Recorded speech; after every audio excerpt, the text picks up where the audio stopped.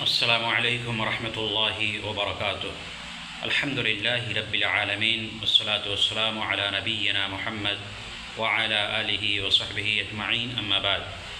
محترم ناظرین، سلسلے دروس میں ایک بار پھر سے آپ کا استقبال ہے۔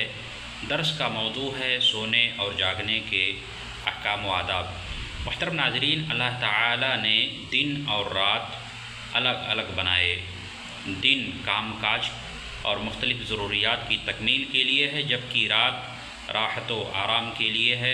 اور جس طرح ہماری شریعت نے زندگی کے مختلف شعبوں سے متعلق ہدایات دی ہیں اور آداب سکھائے ہیں، اسی طرح سونے اور جاگنے سے متعلق بھی احکام و آداب سے نوازا ہے، جن پر عمل کر کے ہم دین و دنیا کی تمام بھلائیوں سے بہرہور ہو سکتے ہیں اور شرعی احکام پر عمل کے ثواب سے مستفید ہو سکتے ہیں۔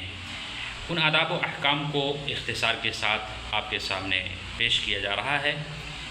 سب سے پہلا ادب یہ ہے کہ سویرے سونا، عشاء کی نماز وغیرہ سے فراغت کے بعد جلد سونے کی عادت ڈالنی چاہیے۔ سویرے سونا اور سویرے جاگنا یہ شرعاً مطلوب بھی ہے اور طبی اعتبار سے نہایت نفع بخش بھی ہے۔ دیر سے سونے والا دیر سے اٹھتا ہے، فجر کی نماز باجماعت چھوٹنے کا ارتکاب کرتا ہے، ساتھ ہی صبح کی سیر اور ورزش سے محروم رہتا ہے، نیز یہ کہ صبح کے کام کی برکت سے بھی محروم رہ جاتا ہے۔ اللہ کے رسول صلی اللہ علیہ وسلم نے صبح سویرے کیے جانے والے کام میں برکت کی دعا فرمائی ہے۔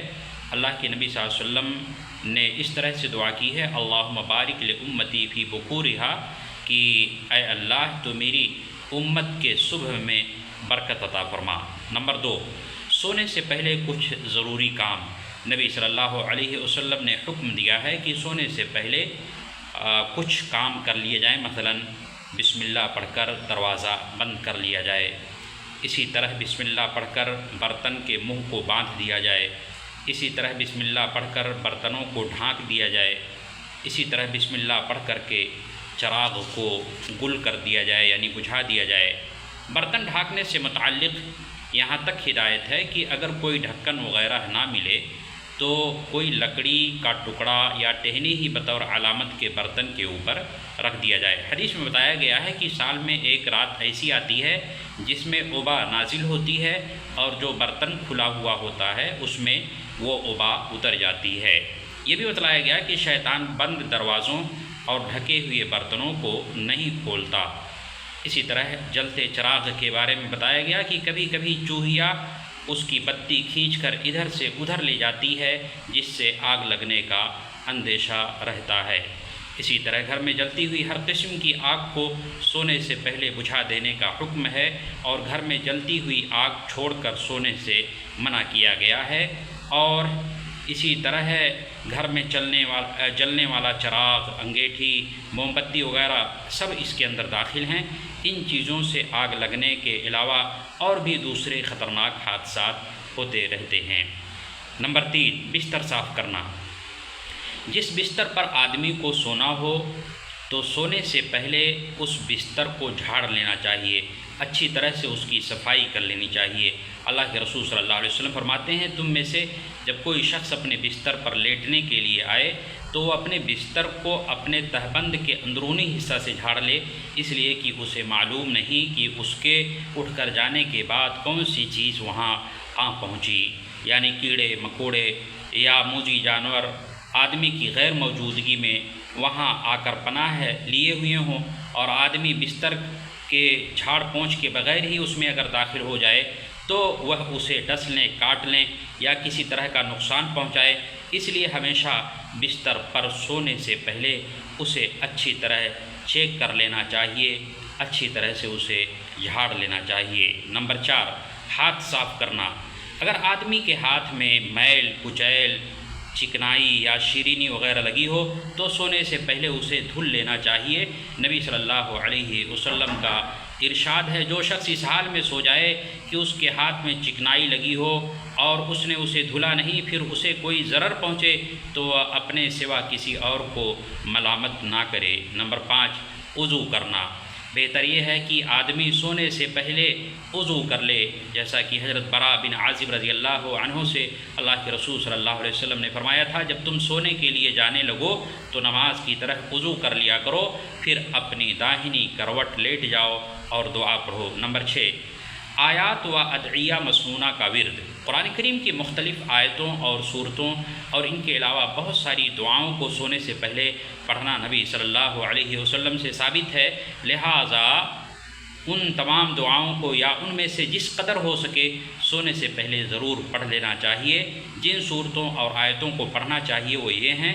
نمبر 1، معوذات، یعنی قل هو اللہ احد، قل اعوذ برب الفلق اور قل اعوذ برب الناس۔ ان صورتوں کو جب سونے چلیں تو پڑھ لیا کریں۔ اللہ کے رسول صلی اللہ علیہ وسلم سونے سے پہلے اپنی دونوں ہتھیلیوں کو ملا کر ان میں پھونکتے اور یہ تینوں صورتیں پڑھتے، پھر ان ہتھیلیوں کو اپنے پورے جسم پر جہاں تک وہ پہنچتی پھیرتے، اپنے سر، جسم، چہرے اور جسم کے اگلے حصے سے ان کو پھیرنا شروع کرتے اور ایسا 3 بار عمل کرتے۔ اسی طرح نمبر 2، آیت الکرسی۔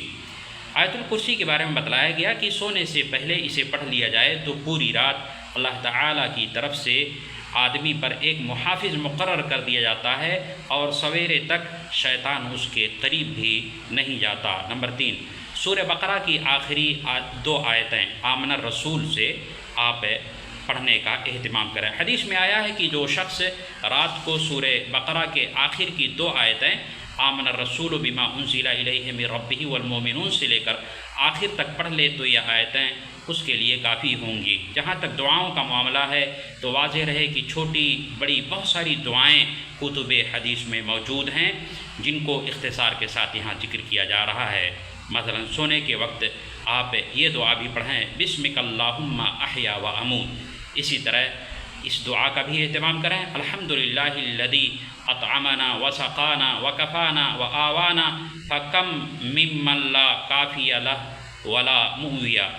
اسی طرح اس دعا کا بھی اہتمام کریں، بسمک ربی وضعت جنبی وبک ارفعہ ان امسکت نفسی فرحمہا وان ارسلتہا فاحفظہا بما تحفظ بہ عبادک الصالحین۔